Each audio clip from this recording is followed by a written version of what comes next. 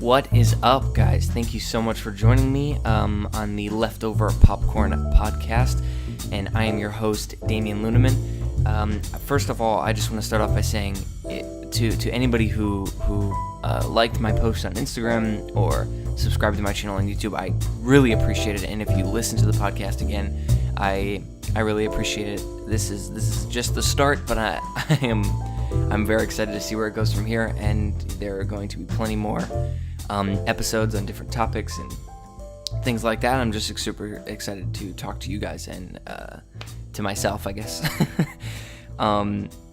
So I didn't really know what I wanted to talk about today, and until it kind of hit me over the past couple of months, and it's something that I guess I never really realized that I could happen. I don't know. It's hard to talk about, so I guess I will start from the beginning. I will say though that this topic is about falling in love with something again, like something from your childhood, whether it's media, entertainment, art, a TV show, a video game, anything like that. And I want you guys to listen to this, and I know I can't be the only one who has ever felt this way about something that is relived their childhood again in a way that it more so than like when you see an ad on TV and you're like, oh, we used to have those when I was a kid. More so than that, I'm talking like makes you feel like a kid again. And here, let me narrow this down so it's much more of a story. So, a little bit ago, a couple months ago, there was a video game that I wanted to buy called Spiderman, and it was just Spiderman for the PS4. And at the time, I had just had an Xbox One. I didn't have a PlayStation yet. And this game cost $60. It's just a video game, like at face value, right, to anybody else. And I didn't have a PlayStation, and those cost $300 right now, at least the one that I got. So I know some people might find it embarrassing or like find it funny that I spent $360 just so I could play a Spider-Man game. I mean, it's more than that. There are other reasons why I wanted a PlayStation. For those who don't know about like video games and stuff like that, there are plenty of other exclusive games to the PlayStation that I couldn't have gotten otherwise that I also wanted to get. But yes, the main reason, my driving force, was because I wanted to play a Spider-Man game again. And it was really weird for me because even me being an adult and, worrying about spending money and figuring out whether or not it's even worth it. And, I'm thinking in my head, like, I'm just being a kid. I don't need this. I don't need to play this. But I had no idea that I did need to play that game and that I did need to buy it, because it's the reason that I want to have this podcast, and the reason I want to have this conversation is because I honestly think, and I don't think anybody can argue with me on this, and if they can, okay, I think that every boy's favorite superhero is Spider-Man, and I mean that as in he had to have been the first superhero every kid in the world, mostly boys, knows first, right?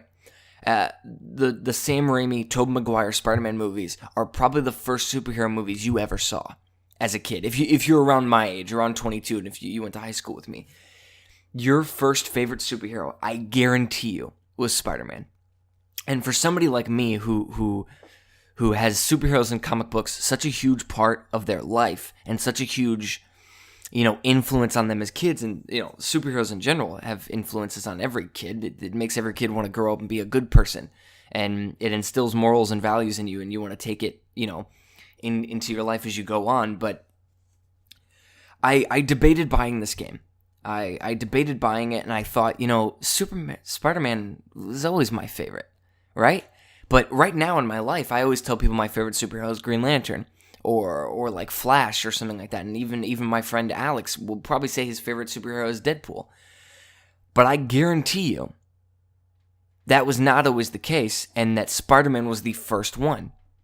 And I thought to myself, I'm just gonna do it. I'm just gonna do it. I'm working all the time right now, and I'm having to buy like adult stuff, and I think I want to spend something on me for once. So I go to Walmart, I buy the PlayStation, I spend my shekels, and then I get home and I download Spider-Man, and I was not prepared. And I know some people are going to listen to this podcast and be like, okay, it's a fucking video game, Damien. Like, get over it. But most of the things I think in people's lives that stick with you and that you remember and alter your personality and like change how you act in the future is probably media. A certain song that changed the way you feel about relationships, or a scary movie that added a new fear to your fucking repertoire of other fears, or a funny movie that has a joke that you will never forget, and now your sense of humor has changed because of that movie, and you want to tell jokes like that movie did. And so for me, it's not surprising in that sense that, and I know I'm beating around it a little bit, but the main thing is that Spider-Man PS4, the video game, made me fall back in love with a character that I thought was done. Like, don't get me wrong, every time I see Spider-Man, he's in Avengers Infinity War, he had Spider-Man Homecoming. Like, every time I see him, I still get excited. But it's like, oh yeah, well, that's Spider-Man. And, I think everybody in America walks around, if you were going to ask somebody, hey, tell me about a superhero, their secret identity, their love interest, and their villains, Spider-Man would probably be the easiest one to talk about. And it's because he's so oversaturated. At least he was at one point. So damn oversaturated. And I thought I knew everything about this character, so I could move on. And I could like another superhero, and he could become my favorite, like Green Lantern. And then I read all of his comic books, and I get to know him, as a character, and I do all this stuff. And I thought Spider-Man was done. With great power comes great responsibility. And, Uncle Ben dies. Dr. Octavius, Green Goblin. I know Mary Jane. I know Gwen Stacy. You know what I'm saying? Like, I know all of these things about Spider-Man. And I thought that was it.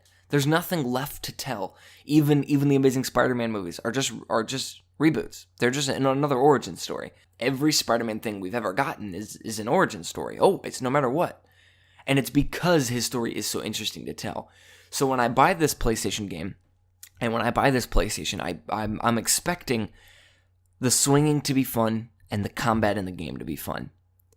And the story to just be the same damn thing over and over and over again. And this game, I can't praise it enough, but this game made me fall back in love with my childhood. And Spider-Man was my childhood. I used to dress up as him every single year for Halloween. I mean, he was a part of my entire family. My dad had a Spider-Man tattoo on his neck, a very big one. Like, that was on his skin forever, and it was a superhero. And, Spider-Man is an icon. He exists, like I said, because he is this kid that anybody can relate to. He's not popular. He's good at school. He doesn't get girls whenever he wants, you know what I'm saying? He's not a good-looking guy, and that's not the point of Spider-Man. The point of Spider-Man is that, he just wants to do the right thing because he has the obligation to do it, and it's so damn inspiring, even though he's a fictional character. It's so damn inspiring and cool that even if it's imaginary, a character like that can exist, and hopefully instill it into the real world so a real person like that can exist. And playing this video game again, holding that controller in my hand, swinging through New York, which granted, the swinging is incredible, the fighting is incredible, the graphics are incredible, but the story that this game weaves throughout its 20-hour campaign is so damn compelling. And it puts Spider-Man in a whole new light for me. And it's not an origin story. And again, I feel like I have to keep reiterating this. I know I'm taking it very seriously, and I know some people might be listening to this podcast and go, Damien, It's a video game, okay? It's just a guy who dresses up in a fucking red Spider-Man costume and shoots webs out of his wrists, right? But I feel like you'd have to be so naive to think that that's all Spider-Man is. To think that at some point a superhero or a comic book or a form of media or entertainment didn't affect your life at some point. And Spider-Man was like that for me as a kid. And now being 22 and being, old enough to, again, know everything about Spider-Man, and then this game comes out and just kicks my ass, it kind of blows me away, because this video game is one of the best that I have ever played. It's without a doubt the best superhero game I've ever played, and it's because it made me feel like a kid again. And in an age where, people are just coming out with stuff to make money, and you could say, like, oh, well, Avengers Infinity War just came out. The marketing right now is starting for Spider-Man Far From Home. We're going to release a video game so that way people will buy it. And sure, I guarantee you some people bought that game just because it was Spider-Man, like I did. But now I will review that game on so many other merits because of how life-changing it was for me. Because playing this damn game, like wanting to wake up in the morning and put that controller in my hands, I just felt like I was 7 years old again. Playing as Spider-Man, I felt like I was Spider-Man. And I'm going through these missions and I'm doing these things, and even in a 22-year-old guy who now has all of his morals and his stuff set and the type of person that I kind of want to be, even that, playing this game kind of changed that for me again. And of course, the same person that did it way back in the day is doing it now, and it's Spider-Man. I mean, don't get me wrong, it's different writers, it's different animators, it's different creators and stuff like that, but that's what I think is so great about some forms of entertainment and some forms of media, is that certain things don't have to be changed because they are timeless. I mean, timeless media is so hard to come by, because you'll hear it all the time, like, oh, this song will never get old, or yada yada yada. But like, what song can you listen to, and no matter what is happening in the world around you or in your life, the song will always be relatable. And that's what's incredible about Spider-Man. I think even if you were the richest man in the world and you were very attractive, you got girls all the time, the complete opposite of Spider-Man, I think even then you would still be able to relate to that character. And I think it's because Spider-Man is the best superhero ever made, and he is everybody's favorite superhero. You can fight me on that. Your favorite superhero might be, Iron Man or something like that. But I guarantee you, through anything, and it's not, you could argue, oh, well, it's just because the writers in Spider-Man are better.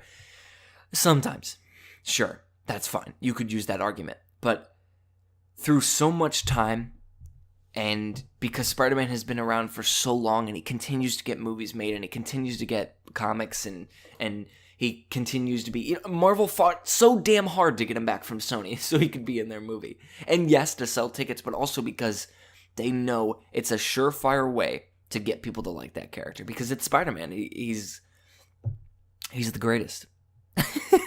And so that's kind of where I want to start. I know it was kind of all over the place, but it's just me gushing about a video game. There's my Spider-Man PS4 review. But Spider-Man, the video game, the PS4 version, made me fall back in love with something in my childhood.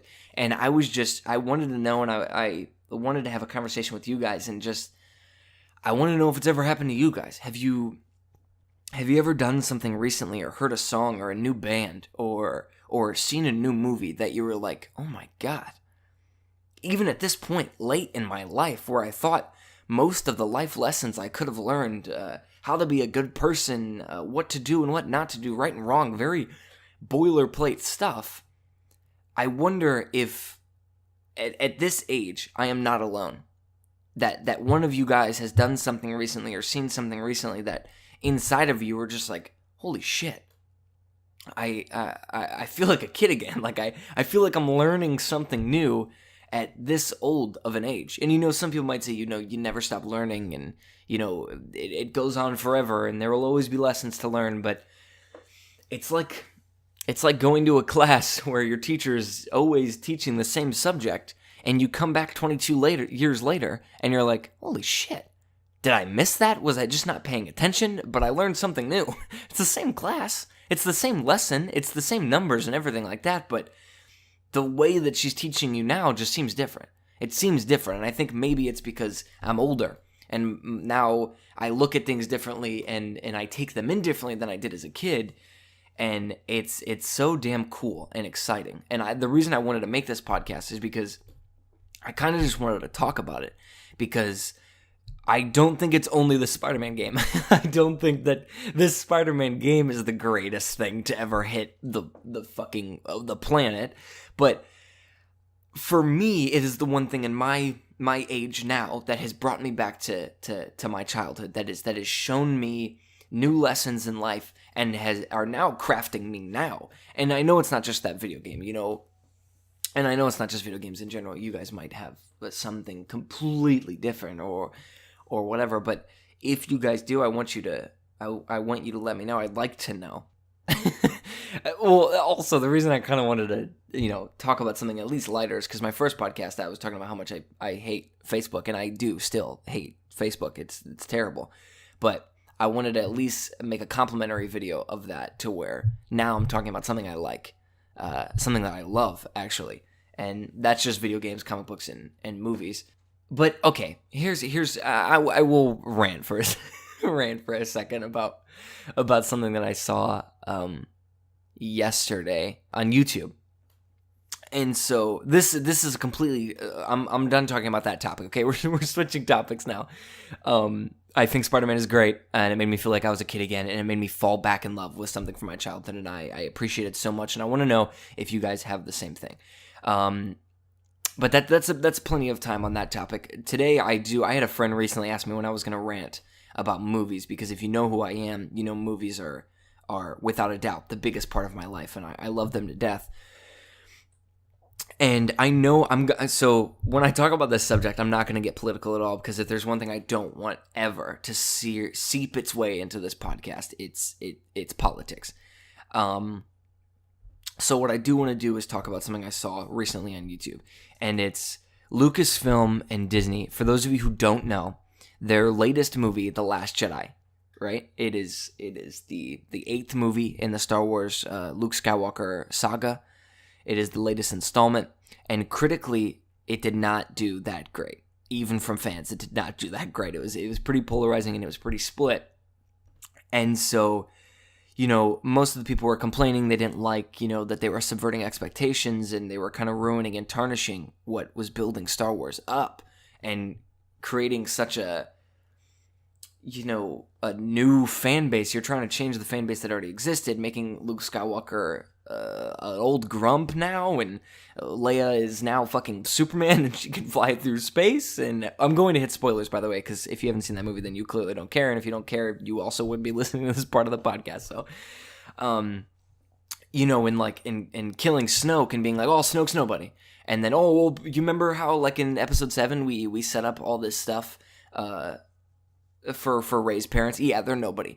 So these are the complaints people had about the movie, right? And that nobody liked the character Rose because she was poorly written. Nobody likes that Rey is now stronger than Luke and doesn't need any training or have any training and wasn't trained. So these are people's complaints, right? And they're very valid and they're very right, I think. Even though I love The Last Jedi, even some of those complaints I do understand. But what we have here, and it's a story I saw again yesterday or not too long ago, is that now Lucasfilm and Disney are defending The Last Jedi because it's their creation, it's their baby, and they were pretty stoked about it. They were defending it in the worst way possible. And what I mean by that is it's a thing that a couple of companies have been doing. And they are blaming their fan base for the criticism, which is a little weird, because I never understood that, especially now, because like I said, it's happening a lot. The company creating the media is now blaming the audience for not getting it or not understanding, or even worse, in Lucasfilm's case, are blaming Star Wars fans for being like misogynistic or white supremacists, or they hate, SJWs and stuff like that. And I'm going to give you an example. So in the movie, The Last Jedi, Rey is too good without any training, and people are like, okay, well, hey, it doesn't make any sense, right? It doesn't make any sense that she's that strong with zero training. I mean, even if she's a fucking chosen one or something. Luke was a chosen one. Dude trained with Yoda, the Jedi Master, and now is where he's at today. But Rey did it with nothing, and that's their argument, right? Pretty good, and it makes kind of sense. And then Lucasfilm and Rian Johnson, the director of The Last Jedi, just turn around and say, oh, well, no, you just don't like strong female characters. Like, you guys just don't understand strong female characters, and it scares you, right? And I think there was even one post where somebody was calling Star Wars fans white supremacists and like misogynistic and, anti-feminist. And then right next to it, there's a character Rose in that movie that is also so, oh my God, she is so poorly written. It doesn't matter that she's a woman. It doesn't matter that she's Asian at all. It matters fucking nil. She has a line in the movie that is clearly pushing an agenda. And again, oh my God, I don't want to get into politics, but it's so hard to talk about this without, and I want to talk about it. She has a line in the movie that is clearly her looking at the audience and fucking like patting herself on the back. And she says, we won't win by fighting what we hate. We will only win by saving what we love. And I could hear a groan in the movie theater because it's like, this is a sci-fi, fantasy, non-realistic movie. Why the hell are you implementing these lines and these quotes that are clearly political into this movie during a very emotional moment? And again, these are criticisms, right? People have on Rose, that people have on the movie. And then Disney turns around and says, oh, well, you don't like Rose? You don't like her dialogue? It's because she's Asian and because she's a woman. Now, let me stop right here. Do not get me wrong.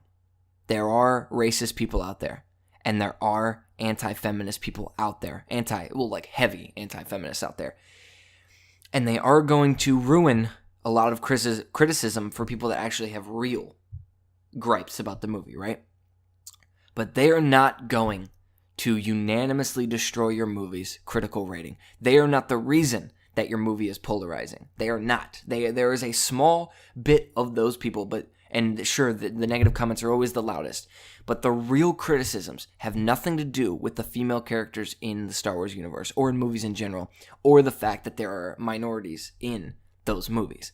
That is not it. The criticisms are based on Star Wars fans that don't like the certain characters, that don't like the way that they are treating certain characters and the way that they are treating the story. It has nothing to do, and I can't stress this enough, it has nothing to do with the fact that there are women in that movie.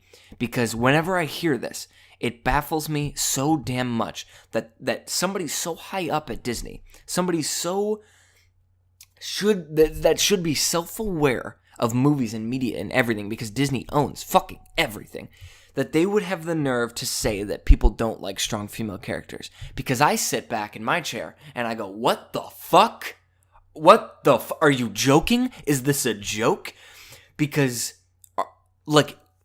dude, Lara Croft, Tomb Raider, fucking the Aliens movies, Ellen Ripley, Terminator, Sarah fucking Connor. You're telling me Princess Leia, the woman in your own universe, was in a fucking bikini and choked a fucking slug to death? These aren't strong female characters? These movies aren't some of the most known movies of all time? And the funniest thing is, I would argue, well, it's not even an argument. Nobody could argue with me. Star Wars is the biggest movie franchise of all time. They make the most money. And the other movies that I just named, Terminator, Aliens, Tomb Raider, these also make a lot of money.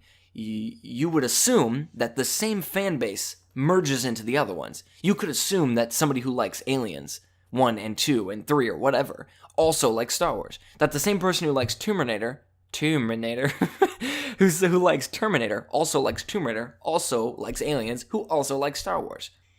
So these are the same people that like strong female lead characters in their movies. But no, But no, you guys don't like a certain story element. You guys don't like women in your movies. Like, bullshit, dude. What a poor fucking excuse to defend yourself. Sometimes you write bad characters. Sometimes your plot doesn't go the way that you had planned, and it doesn't really work as well as maybe you had wanted it to. And people are going to complain about that. Oh, but no, you just don't like Asian people in movies. No, you just don't like strong female characters. Because it makes me so damn upset, because Disney is the company that created strong female characters. They created the princesses. They created fucking all of that stuff, and it just baffles me that they're like backtracking and saying, "Oh, well, now people just don't like women." It's like, dude, people have loved women in movies for so damn long, especially badass ones, especially ones that are well fucking written. You're going to tell me Sarah Connor is not a well-written character, or that Ellen Ripley is not a well-written character? Because they are. And it works in their movie, and it works in their universe, and thus, it works. And nobody complains about it.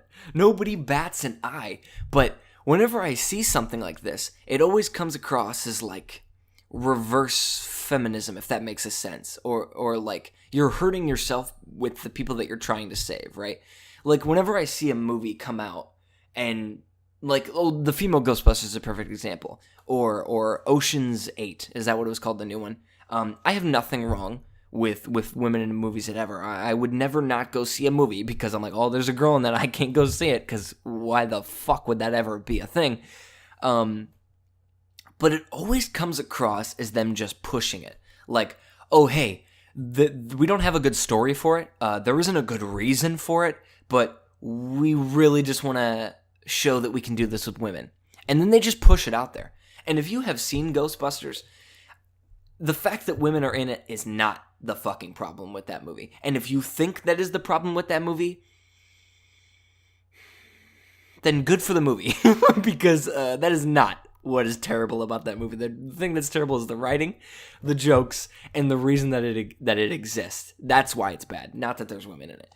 And that's just something I'll never understand is what people want from any form of entertainment, from any form of media, whether it's a fucking Spider-Man game or a Star Wars movie. We want characters to be well written. We want it to make sense in the narrative. But yeah, that's just the shit that pisses me off. Oh, it makes me so mad. I'll never get why companies criticize the people who are buying their products, because it just seems so counterintuitive. But yeah, that's it for this podcast, guys. I talk about something I like, and then I talk about something that pisses me off. If you have enjoyed this podcast, guys, let me know. And you can do that by following it on Spotify, subscribing to the Damien Luneman YouTube channel, or just listening to it anywhere else, guys, and I would really appreciate it. And if you have any comments, let me know. If you want to talk about falling back in love with someone with your own childhood, let me know. And if you feel the same way about companies criticizing the users, let me know. There will be a new video up, audio up, probably on Thursday or Sunday. I really haven't figured out my schedule yet or how I want to do that. For sure Tuesdays, and then maybe Thursdays, and then probably on Sunday. But this has been episode 2 of the Leftover Popcorn podcast. I am your host, Damien Luneman. Thank you guys so much for sticking around. And until next time, guys, thank you.